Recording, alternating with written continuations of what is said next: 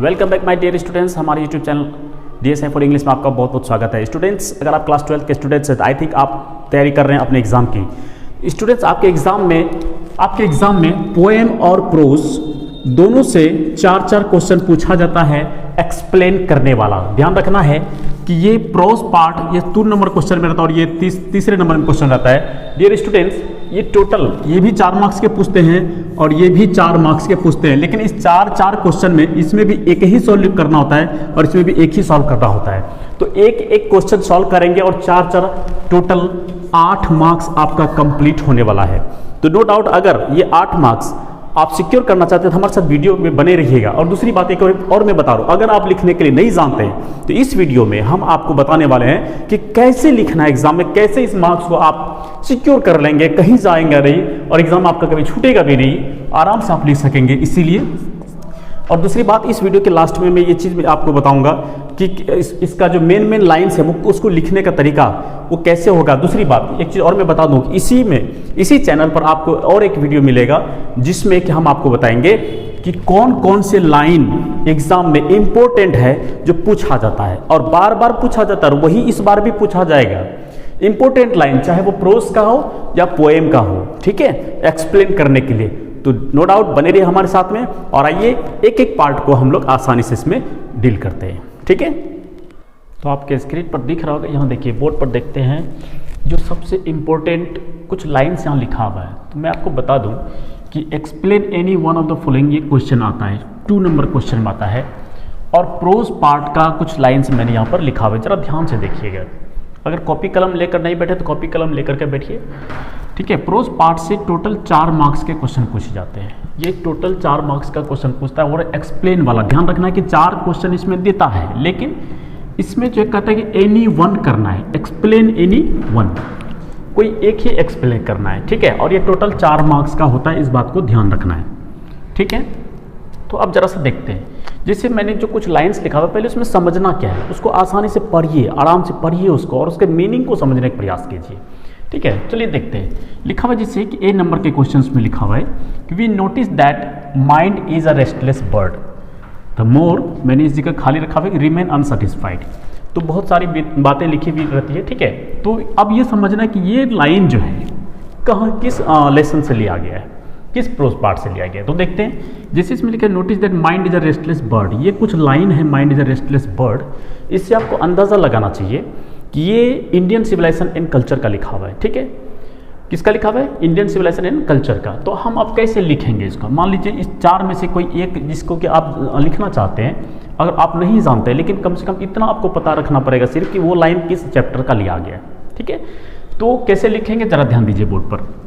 यहाँ जैसे मैंने आंसर के लिए कुछ ट्रिक्स बताए हैं और इसको बस इतने छोटे छोटे सेंटेंसेस को आपको ऐड करना है, कोई बड़ा सेंटेंस नहीं जोड़ना है, टफ वर्ड का इस्तेमाल नहीं करना है और आपको ज़्यादा दिमाग पे जोर भी नहीं डालना है, क्योंकि ज़्यादा दिमाग पे जोर डालेंगे तो फिर लिख नहीं पाएंगे।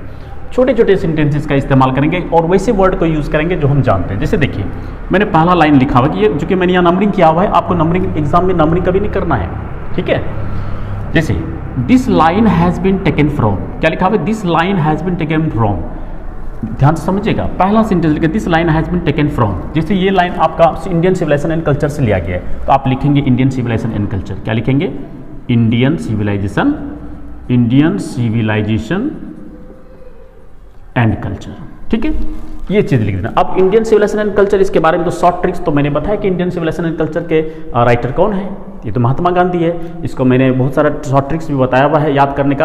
आपका पोएम और पोएट्री दोनों के राइटर्स का नाम याद करने का शॉर्ट ट्रिक्स बताया हुआ है। वो वीडियो, उसका वीडियो भी आपको अवेलेबल मिलेगा, डिस्क्रिप्शन में जाइए, वहाँ पर मैंने लिंक दे दिया हुआ, अथवा प्ले लिस्ट में जाकर के आप वहाँ से भी डाउनलोड कर सकते हैं।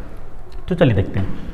पहला लाइन समझ में आ गया, this line has been taken from Indian civilisation and culture.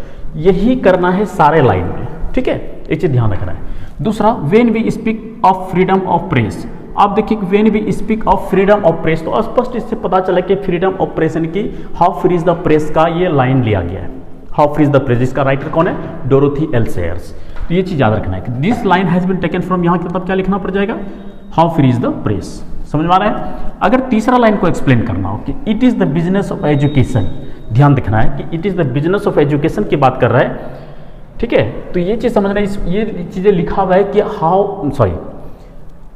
Bharat is my home, किसका लिखा हुआ है? ये भारत इज माई होम का लिखा हुआ है, तो ये आपको यहाँ पर लिखना पड़ेगा Bharat is my home, chapter का नाम देना है। यदि ये जैसे free at last thank God almighty we dash dash free at last, तो ये लाइन किसका लिया गया है? तो ये चीज़ अगर इसको लिखना है तो यहाँ लिखना है कि this line has been taken from I have a dream, ये उसी लाइन का लिया हुआ आई हैव अ ड्रीम। ठीक है, इतना बात समझ में आ गया। तो लाइन का सबसे पहला लिखना है this line has been taken from, याद कर लो this line has been taken from, ये पंक्ति ली गई है, तो यहाँ चैप्टर का नाम देना है। दूसरा लाइन जो लिखना है आपको, दूसरा सेंटेंस जो स्टार्ट करना है, अब लिखना है इस जगह पर इसी का नाम लिखना है। इंडियन, जैसे यहाँ पर मैंने जो चैप्टर का नाम लिखा है वही चीज़ यहाँ लिखना है। जैसे इंडियन सिविलाइजेशन इज एन, क्या है इंडियन सिविलाइजेशन, क्या है? तो ऐसे है, यहाँ लिखेंगे इंडियन सिविलाइजेशन इज एन ऐसे।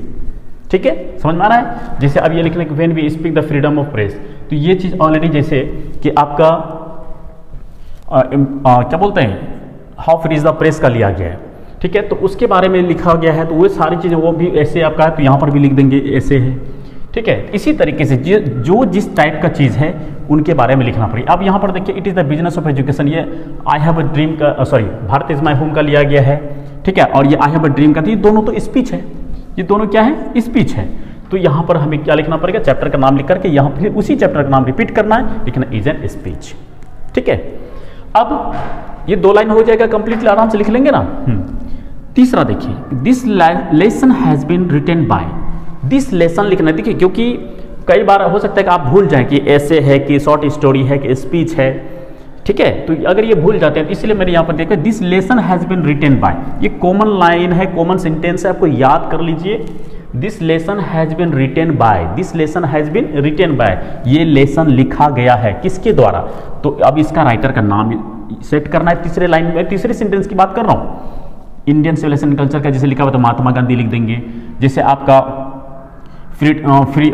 How free is the press का लिखा हुआ तो डोरोथी एल सेयर्स लिख देंगे। ठीक है, उसी तरीके से लिखने जाना है कि जैसे भारत इज माई होम का लिया हुआ है तो डॉक्टर जाकिर हुसैन यहाँ लिख देंगे। जैसे how free is the I have a dream का लिखा हुआ तो मार्टिन लूथर किंग जूनियर लिख देंगे। तो कहने का मतलब तीसरे लाइन में आपको ये चीज़ लिखना है। ठीक है, अब बात करते हैं चौथे लाइन की। चौथे लाइन में क्या लिखेंगे? इतनी बातें तो आपको कॉमनली भी किसी भी प्रकार का एक्सप्लेनेशन आएगा उसमें लिखना ही लिखना है। ठीक है, तो समझ में आया? This line has been taken from, chapter का नाम, उसी फिर चैप्टर का नाम इज एन स्पीच है जो है वो लिखना है। उसके बाद this lesson has been written by, ये भी सेंटेंस सब में फिट बैठेगा। This lesson has been written by, writer का नाम लिख देना है। अब उसी राइटर का नाम लिख करके चौथा सेंटेंस बनाना है, चौथा सेंटेंस बनाना है उसी राइटर का नाम लिख करके इज या वाज लगाना, अ वेरी गुड राइटर। छोटा सेंटेंस है, याद रखेंगे आप कि ये इस जगह राइटर का नाम लिख करके was a very good writer. ठीक है, अब क्या करना है? अब आता है कुछ एक्सप्लेन करने की बात। अब समझिए कि सपोज इसका मीनिंग भी आप नहीं जानते हैं तो फिर कैसे लिखेंगे? तो पांचवा लाइन जो बनाना है वो पैराग्राफ चेंज करके लिखिएगा। ध्यान रखना है, पैराग्राफ चेंज करके लिखिएगा, थोड़ा स्टैंडर्ड फॉर्मेट माना जाएगा। लिखना है हियर थ्रू दिस लाइन, जो लाइन आप एक्सप्लेन करने जा रहे हो, through this line the writer wants to say that. देखिए इतना छोटा सा सेंटेंस है, अभी हियर एक वर्ड याद रखना है, थ्रू दिस लाइन ये 3 वर्ड का एक सेंटेंस छोटा सा बन गया है। The writer wants to say that, लेखक कहना चाहते हैं कि, यहाँ इस पंक्ति द्वारा, इस पंक्ति के द्वारा, इस लाइन के द्वारा लेखक कहना चाहते हैं कि। अब क्या लिखेंगे? अब अगर आप छोटा छोटा सेंटेंस को, हिंदी सेंटेंस को ट्रांसलेट कर सकते हैं तो उसको ट्रांसलेट करेंगे, अदरवाइज यहां से आप इसी लाइन को ऐड कर देंगे जिस लाइन को आप एक्सप्लेन कर रहे हैं। ठीक है, मेरी बात समझ आ रही है? इट्स वेरी सिंपल ट्रिक है ये, और इसके माध्यम से आपका मार्क्स कटेगा नहीं, ध्यान रखना है। चलिए ध्यान दीजिए। ठीक है, उसके बाद और कुछ एक्स्ट्रा अगर लाइन लिखना है तो आप जाइए उसी लेसन, जिस लेसन के बारे में आप एक्सप्लेन करने, हो सकता है कि ऑब्जेक्टिव में कुछ लाइन ऐसा दिया गया हो उसी चैप्टर का, उस चीज़ को भी आप इसमें ऐड कर सकते हैं। ठीक है, तो नो डाउट स्टूडेंट्स, मैं आपको बताना चाहूँगा कि अगर इस अनुसार से लिखते हैं 3 से 4 लाइन ऊपर में लिखना है, उसके बाद पैराग्राफ चेंज करके लिखना है, और ये लाइन लिखने के बाद आप इसी चीज़ को यहाँ पर लिख देंगे कि the writer wants to say that. अगर ये चीज़ भूल भी जाए तो हियर लगा करके इसको खत्म कर दीजिए, the writer wants to say that, बस वही लाइन आपको ऐड करना है। फिर अगला लाइन लिखना है, ऑब्जेक्टिव्स में जाइए, वहाँ से कुछ लाइन आपको मिल जाएंगे। ठीक है, तो इस तरीके से मैं उम्मीद करता हूँ कि आप लिखेंगे और आसानी से लिखेंगे। देखिए एक और चीज़ मैं कहना चाहूँगा कि एग्ज़ाम में क्वेश्चन के ऊपर में ही लिखा रहता है कि परीक्षार्थी यथासंभव अपने शब्दों में उत्तर दें, ना कि मास्टर द्वारा लिखाए गए उत्तर को लिखें। ठीक है, तो अपने शब्दों का क्या मतलब होता है, ये जरूरी नहीं कि अगर आप इंग्लिश नहीं जानते हैं कंप्लीट रूप से तो वो उन्हें भी पता है जो कॉपी चेक करते हैं। इसीलिए कंप्लीट रूप से आप इसको अपने शब्दों में ही लिखेंगे।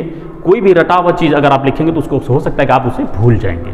ठीक है, तो आइए चलते हैं अब अगले वीडियो की ओर। इसमें ज़रा ध्यान दीजिए, अब इस बोर्ड पर जो आपको दिख रहा है कि ये पोएम के कुछ लाइंस को मैंने लिखा हुआ है कि उसको किस तरह से एग्जाम में लिखना है। देखिए, हालांकि जैसे प्रोज के लाइंस को आप एक्सप्लेन करेंगे उसी प्रकार से पोएम के लाइंस को भी एक्सप्लेन करना है। और ये भी इसमें भी 4 क्वेश्चन रहेंगे, लेकिन लिखना एक ही है और ये भी टोटल 4 मार्क्स का ही पूछा जाता है। ठीक है, तो ज़रा ध्यान दीजिए, जैसे मैंने पहला लिखा हुआ है कि दे Who one another keep alive never parted me। अब इस लाइन को समझने के बाद जो मैं नहीं आया समझ में, मतलब कुछ समझ में नहीं आया इसका क्या मीनिंग होगा नहीं होगा, लेकिन इसको लिखना है, छोड़ना नहीं है क्योंकि नंबर कट जाएगा, 4 नंबर का सवाल है। तो देखिए कैसे इसको लिखेंगे। तो ये सारे लाइन्स हैं। सबसे पहला काम क्या करना है कि this line has been taken from the poem. अब कौन सा पोएम से लाइन लिया गया तो मुझे कैसे मालूम, लेकिन कुछ एक वर्ड भी आपको जो है कि आपको वो समझ में आएगा कि वो किस लाइन का। जैसे पार्टेड बी मतलब अलग होना, पार्ट मतलब अलग होना, तो ये किस में कहा गया, know the sweetest love I do not go में कहा गया है। ठीक है, तो इतनी बात अगर समझ में आ गई तो यहाँ पे लिख देना this line has been taken from sweetest love I don't go. अब sweetest love I don't go कैसा पोएम है भाई, तो लव पोएम है। दिस पोएम सॉरी, अब इस sweetest love I don't go लिखा किसने है, सभी जानते हैं जॉन डर्नी मोर देन लिखा है, तो this line is written by John Donne. ठीक है, अब उसके बाद क्या लिखना है, this poem is metaphysical poem, love poem, lyrical poem. तो आप यहां पर क्या क्या लिख सकते हैं, लव पोएम, ठीक है, लैरिकल पोएम। ठीक है, तो इस प्रकार से बहुत सारी चीज जिसे आप जॉन डर्नी मोर मेटाफिजिकल पोएट के रूप में जाने जाते हैं, तो वो भी लाइन आप इसमें ऐड कर सकते हैं। तो ये सिंपल सभी लाइन में ये चीजें फिट बैठेंगे। सिर्फ आप पोएट का नाम को चेंज करेंगे, चैप्टर का नाम और पोएट के नाम को सिर्फ चेंज करेंगे। ठीक है, तो ये लैरिकल तो लगभग तीनों, हमको ऐसा लगता है ये तीनों ऑलरेडी लैरिकल बातें ही दी हुई है, कुछ एक चीज़ें अलग हो सकती है। चलिए, जैसे देखिए बी नंबर में ये अलग चीज़ें ब्यूटीफुल लेडी के बारे में बात करेगी कि दिस पोएम इज, ठीक है, तो here the poet tells about, तो हियर ये सेंटेंस जो है, हियर यहाँ द पोएट टेल्स अबाउट, कवि कहते हैं, किसके बारे में कहते हैं, तो इसमें तो ट्रू लव के बारे में कहते हैं, तो यहाँ लिख देंगे ट्रू लव। लाइफ के बारे में कह रहे हैं तो लिख देंगे लाइफ के बारे में कह रहे हैं। ठीक है, एक ब्यूटीफुल लेडी के बारे में कह रहा है तो लिख देंगे एक ब्यूटीफुल लेडी के बारे में कह रहे हैं। समझ में आ रही है, जिस इसमें कह रहा है इफ आई शुड डाई। आप देखिए यहाँ पे डाई वाली बात तो ऑलरेडी लाइफ से जुड़ी हुई रहती है, नहीं, तो यहाँ पर आप लिख सकते हैं कि the poet tells about the life. Simple सी बात है। क्या कहते हैं भाई, कुछ लाइन मैंने एक्स्ट्रा लिखा हुआ है जो आपको भी माइंड में हमेशा रखना चाहिए, नहीं तो कॉपी में नोट कर लीजिए इसको। लाइफ इज वेरी शॉर्ट, जीवन बहुत छोटा है। लाइफ इज वेरी शॉर्ट, जीवन बहुत छोटा है। डेथ इज सर्टेन, मौत निश्चित है, नहीं, मौत निश्चित है। मैन इज मोर्टल, मनुष्य मरणशील है। उसके बाद और अगर कुछ लिखना है, इतनी लाइंस को लिखने के बाद ध्यान से समझना है कि ये कम से कम 3 सेंटेंस आपके ऊपर वाले पैराग्राफ में होनी चाहिए। उसके बाद जो लिखना है आपको, ये कुछ ऐड करके मैंने बताया आपको, ये चीज़ लिखने के बाद कुछ नीचे आप अपनी मर्जी से अपना सेंटेंस जो आप जानते हैं वो आप लिख देंगे। अदरवाइज फिर वही बात मैं बोल रहा हूँ कि ऑब्जेक्टिव में कुछ बातें लिखी गई होगी इस चैप्टर के बारे में, वो चीज़ें आप ऐड कर सकते हैं आप इसमें। ठीक है, और इस प्रकार से ये आपका कंप्लीट रूप से ये आंसर कंप्लीट हो जाएगा और मार्क्स भी नहीं कटेगा। तो इस तरह से अगर आप लिखते हैं, जो मैंने बताया आपको प्रोस और पोएम के एक्सप्लेनेशन पार्ट को एक्सप्लेन करने के लिए जो बताया एग्जाम आसान तरीके से, तो टोटली 4+4 यानी कि आप 8 मार्क्स कंप्लीट रूप से सिक्योर कर लेंगे। ठीक है भाई, 1 मार्क्स अगर आगे पीछे होता है तो स्टूडेंट्स फेल कर जाता है और फर्स्ट कर जाता है। ठीक है, तो इसलिए आप इस बात को हमेशा ध्यान रखिएगा। अगर नहीं समझ में आया तो दोबारा आप वीडियो को रिपीट करके देख लीजिए। ठीक है, तो चलिए, उम्मीद करता हूँ कि ये वीडियो आपको पसंद आया होगा। अगर पसंद आया हो तो फिर से वही बात मैं कहूँगा नहीं, कमेंट में लिखकर बताइए कि वीडियो कैसा लगा। ठीक है।